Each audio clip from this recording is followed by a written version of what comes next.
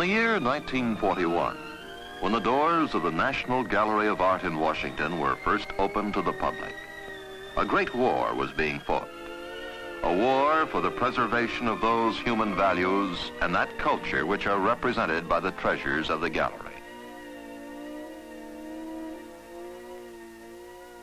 The opening of the gallery realized a dream of the great American philanthropist Andrew Mellon, who believed that through an understanding and appreciation of what this building holds, our lives would have more meaning.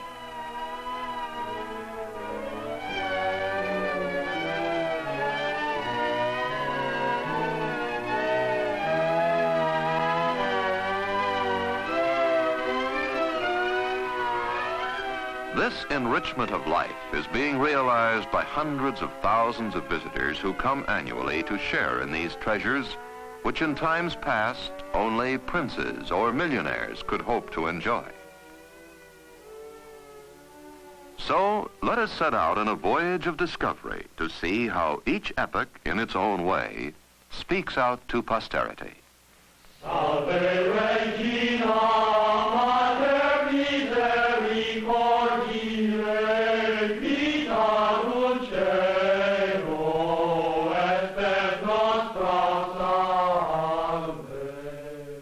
This image of the Virgin was painted in the Byzantine tradition not long after the year 1200. The Byzantine style was based on images which had been handed down unchanged for almost 1,000 years. The artist made no effort to render his object realistically, for this was a formal, symbolic art in which not only the artist's beliefs, but his very style were dictated by the church.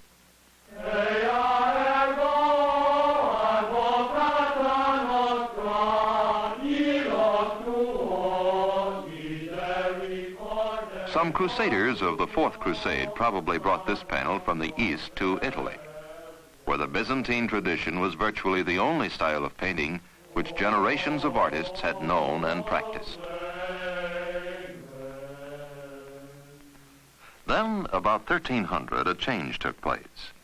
In this painting of the calling of the apostles Peter and Andrew, Duccio of Siena still used much of the old Byzantine style with a gold background and rigid figures.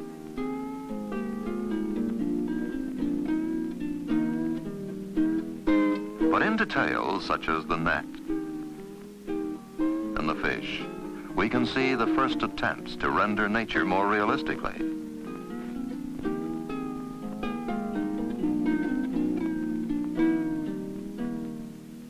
While Duccio was breaking with the age-old tradition in Siena, in the rival city of Florence, the artist Giotto developed this awareness of nature into a new dimension in art. To us, his art may still look stiff and formal. But to men of his day, Giotto's painting was marvelously realistic. His contemporary Boccaccio said of Giotto, "There was nothing in nature but he could not imitate it. Therefore, having brought that art again to light, which had lain buried for many ages, he may deservedly be called one of the lights and glories of our city." And for 100 years, artists were content to follow along the course Giotto had charted.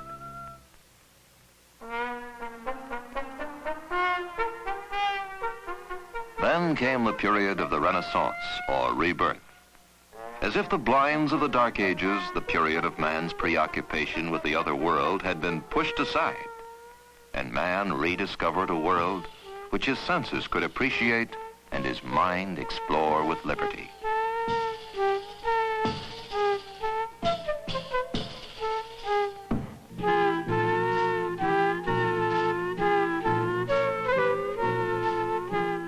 Here the artist Benozzo Gozzoli paints an intense tragedy. Salome enraptures the king, who grasps a knife with one hand and touches his heart with the other.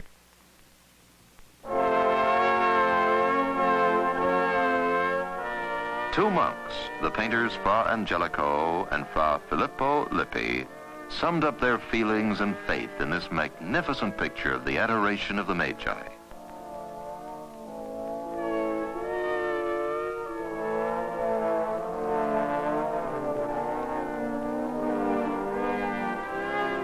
Here is a Renaissance pageant, an inaugural parade of the races of mankind before the Child King. A parade closely resembling the popular processions held by the Medici, the rulers of Florence. In such processions, shields were often carried. Like this unique processional shield, painted by Andrea del Castagno about 1450.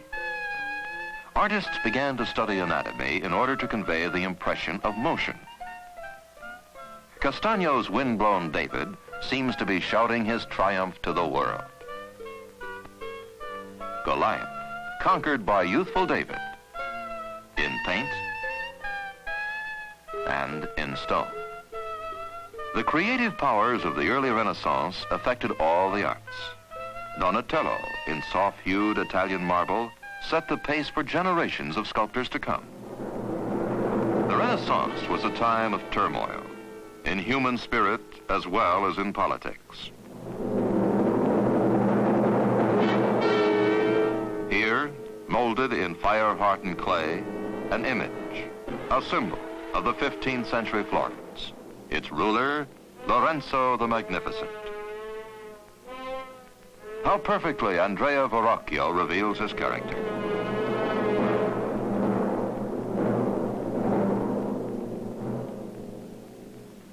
Generous to his friends, cruel and ruthless to his enemies, Lorenzo exacted a terrible vengeance against the conspirators who murdered his brother Giuliano on the steps of the high altar in the cathedral in Florence.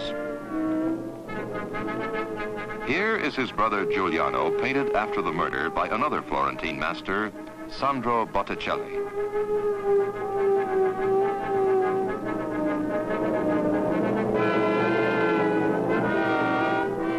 The turtle dove here symbolizes the sorrow and devotion of Lorenzo for his murdered brother Giuliano.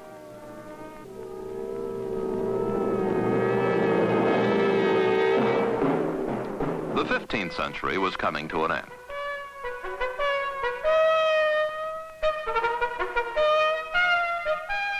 While Columbus studied his maps, while sailing ships set out to explore the world, the fine arts assumed a place of first importance in the culture of Renaissance Italy. With Raphael, Renaissance painting reached its peak. His St. George and the Dragon, painted in 1505, is probably the most perfectly preserved example of his work anywhere in the world. As background for his figures, he painted familiar landscapes from his native Italy.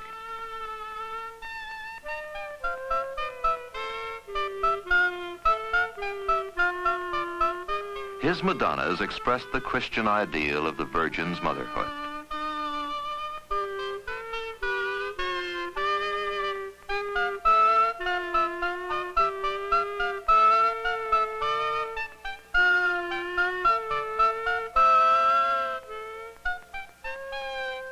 Like Raphael in Rome, Giorgione in Venice used his neighbors as actors in the life of Christ.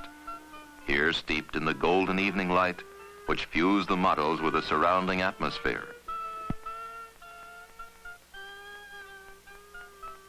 In contrast to this peaceful, poetic landscape of Giorgione, his fellow Venetian, Tintoretto, uses nature almost as an actor in this tumultuous composition of Christ appearing to his disciples at the Sea of Galilee. Seeing Tintoretto's painting, the French critic Taine exclaimed, "The prodigious and superhuman quality of his genius shakes ordinary placid souls."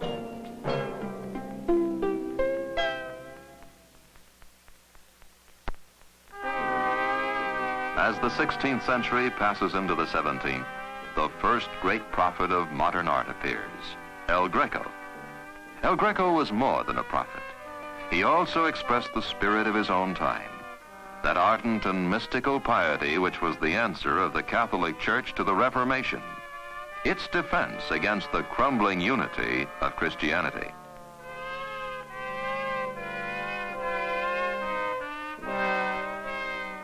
El Greco, the Greek who turned Spaniard, painted this story of Laocoon in the ancient Spanish city of Toledo, which he so often used as a background for the stately figures of his saints and heroes. Wrote poet Jean Cocteau, hidden rhythm is developed from one end to another of Greco's canvases. Never mind about those square clouds, or that flat face, or that enormous leg. Nature must obey and allow herself to be used to fill such spaces as this imperious master may assign to her.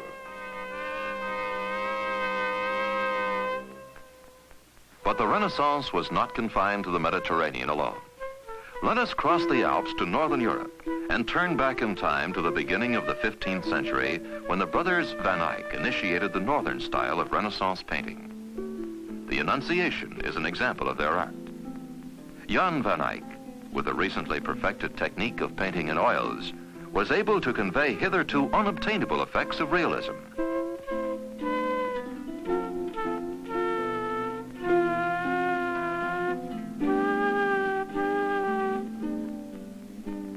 Of him, a great historian said, "Time, unity, and harmony are not lost in the accumulation of details. It is the privilege of the painter that he can give rein to his craving for endless elaboration without sacrificing the general effect." The precision of Flemish painting was suited to the firm and sure hand of his fellow countryman, Roger van der Weyden. With his warm but keen insight, van der Weyden has left us not only a diagram of a face, but also the portrait of an aristocratic personality. In contrast to the subtle psychological insight of the Flemish artists, the Germans developed a style of concise recording of fact with a brush. This is a 16th century portrait of the future King of England, Edward VI, by Hans Holbein the Younger. During the 17th century, portrait painting attained a special place among the arts. In this field, the Spaniard Velázquez was one of the outstanding artists of all time. In his painting of Innocent X, he has portrayed the Pope with the same absolute detachment shown by Holbein. But he has also caught Innocent the man, his embittered look, the tortured suspicion, and the irresolute cunning of his life. In contrast, the fashionable and prolific Anthony van Dyck was less concerned with the inner life of his subject. He shows us people as they wish to be. In portraying the nobility of the Stuart era as heroes and statesmen, he realized their fondest ambitions.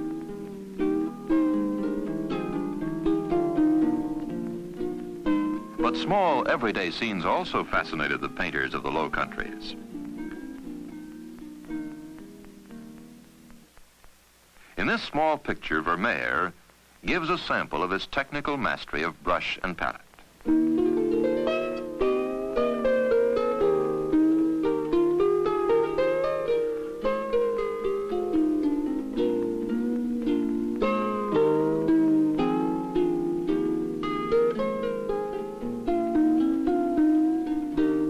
And here is another example of Vermeer's craftsmanship.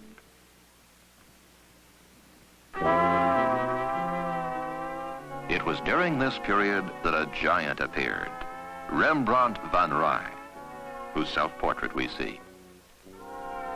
This landscape, painted about 1650, shows how Rembrandt used light to focus our attention on the important parts of a picture. All other details are lost in deep shadows.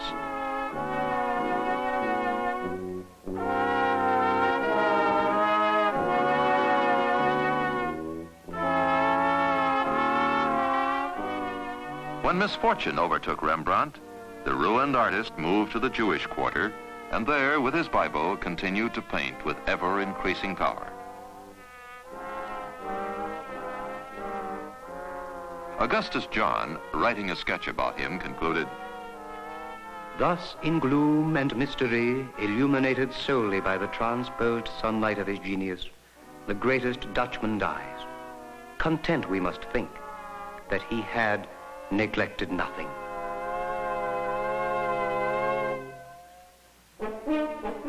In the 1600s, another great change took place in Western art. The center of wealth and fashion moved to Versailles, the palace of Louis XIV outside of Paris. This was the great era of royal France. In this painting of Italian players, Antoine Watteau, the Parisian, succeeds in capturing the spirit of his generation and sets a precedent for his successors. With the age of Louis XV, the ornately majestic yielded to the pleasurable.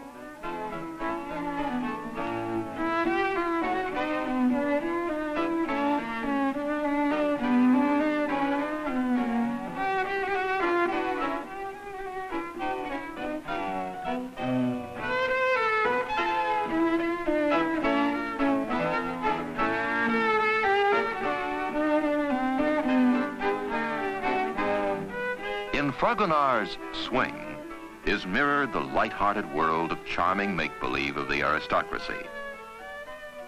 In these breezy hours of her history, grace became the symbol and allurement of France.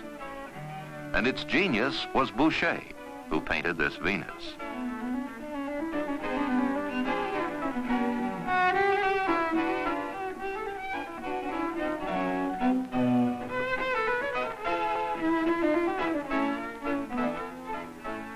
Boucher will remain not only the painter, but also the eyewitness, the representative, and the embodiment of his age.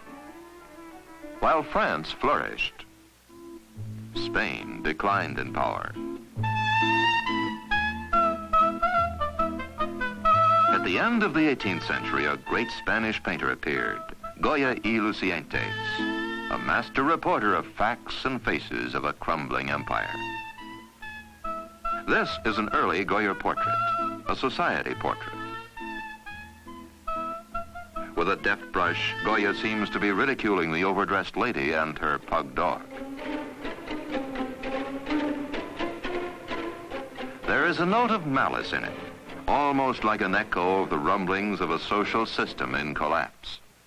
The ancient art of Spain is buried in Goya's tomb. He came just in time to gather up and perpetuate all of this.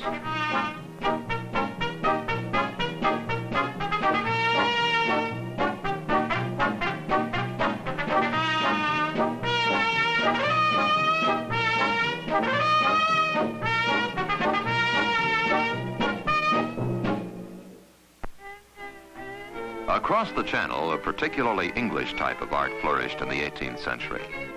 This peculiarly English art sought to perfect, to eliminate the irregularities of nature.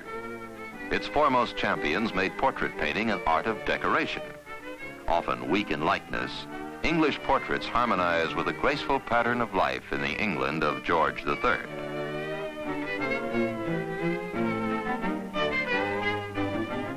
English painters were also skilled in landscapes. The Salisbury Cathedral is characteristic of John Constable's lyrical view of his native countryside.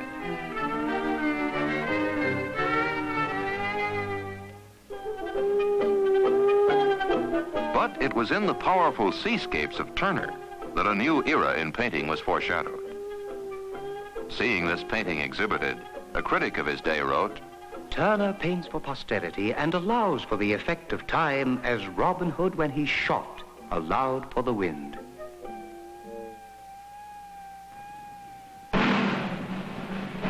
The passage of the 18th into the 19th century was full of turmoil. It shook the established order of the Western world. In Europe, Napoleon. In America, Washington.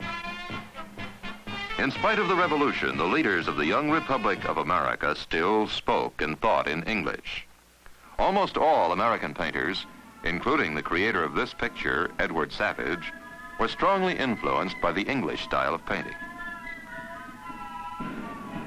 This portrait of Colonel Guy Johnson and his Mohawk secretary comes from the brush of Benjamin West, the father of American painting. His model, Colonel Johnson, was superintendent of Indian affairs along the frontier. Benjamin West, though born in Pennsylvania, rose to become president of the Royal Academy in England and teacher of a generation of American painters. One of them, John Singleton Copley, was commissioned to paint Lord Howe, the English commander against George Washington. Another of West's pupils, Gilbert Stuart, returned to America, where he made many portraits of Washington and his contemporaries. In America, Stuart began to paint more realistically. He left us a vivid record of men and women who carved a nation out of the wilderness. Mrs. Yates, for instance, the practical, hard-working, and stern wife of a New York merchant. Alongside the trained artists of the New World, untrained painters began to record the events of their time. These painters are called primitives.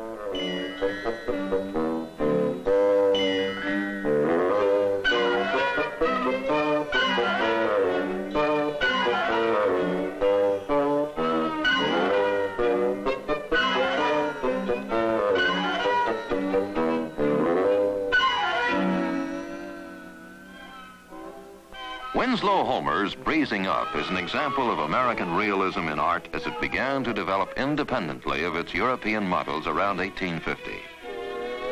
This artist of the Civil War era stated his artistic creed in these words. When I have selected the thing carefully, I paint it exactly as it is.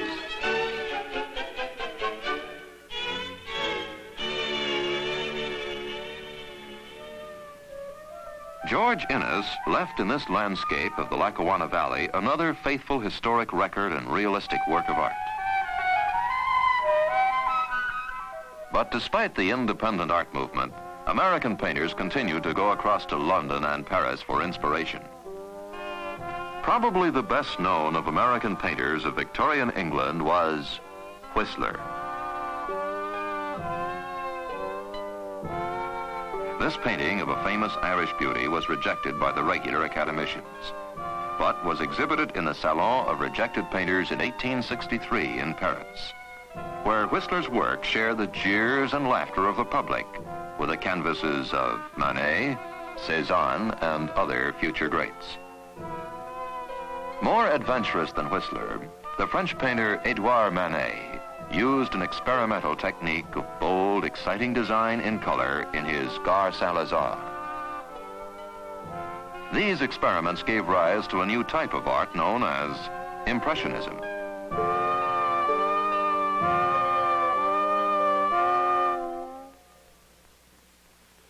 Renoir's Girl with a Watering Can is representative of the new style, a style based on the theory that what we actually see in nature consists of nothing more than minute flecks of rainbow hues of color.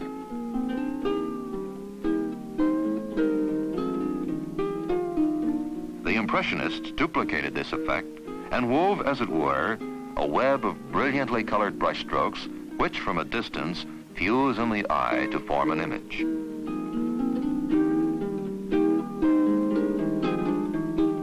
This palace in Venice, for instance, painted by Claude Monet.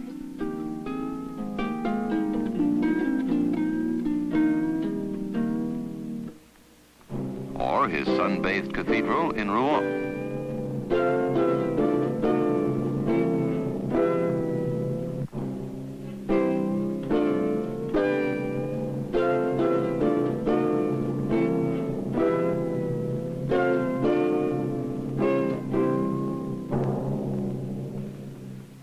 Another painter of this movement, Pissarro, recorded casual everyday scenes such as this throng of people on a Paris boulevard, painted in 1897.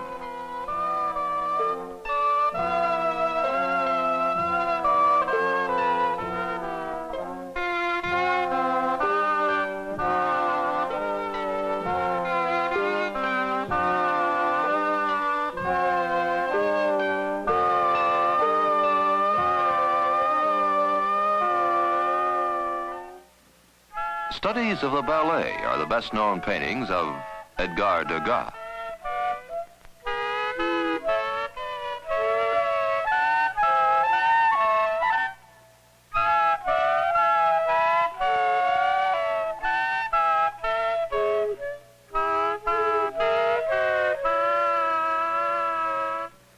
An American woman, Mary Cassatt was greatly admired by her painter colleagues in Paris for her sense of style and composition.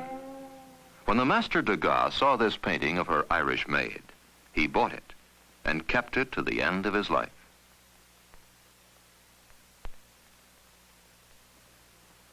Another aspect of life in Paris was recorded by Toulouse-Lautrec, the unfortunate cripple who wandered around the cabarets and bars in the small hours of the morning, making sketches on wrapping paper like this one drawn in 1892. Following the Impressionists during the last decades of the 19th century, a new group was formed in Paris known as the Post-Impressionists. Van Gogh was a member of this group of painters who searched boldly for new ways of expressing the mood of their time.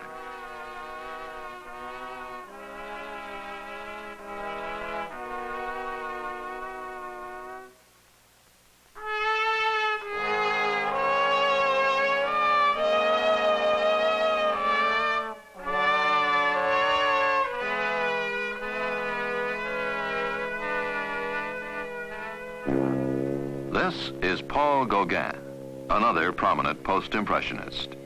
He fled Paris in search of freedom and unspoiled nature.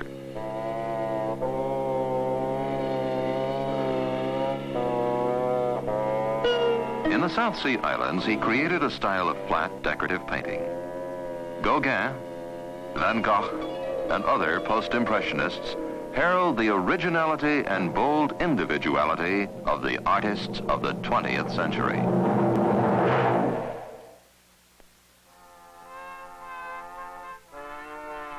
The story of art is like the story of life itself, a story of unending changes, men of each period expressing the turmoil and aspirations of their time, and speaking to posterity in their contemporary language. A collection of paintings is indeed a treasure house of man's noblest efforts to convey his beliefs, hopes, and fears to his own and to future generations.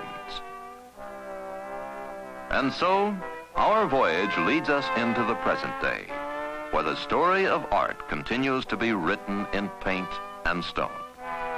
As Franklin Roosevelt said when he accepted the building and collections on behalf of the American nation. Dedication of this gallery to a living past and to a greater and more richly living future is the measure of the earnestness of our intention that the freedom of the human spirit shall go on through.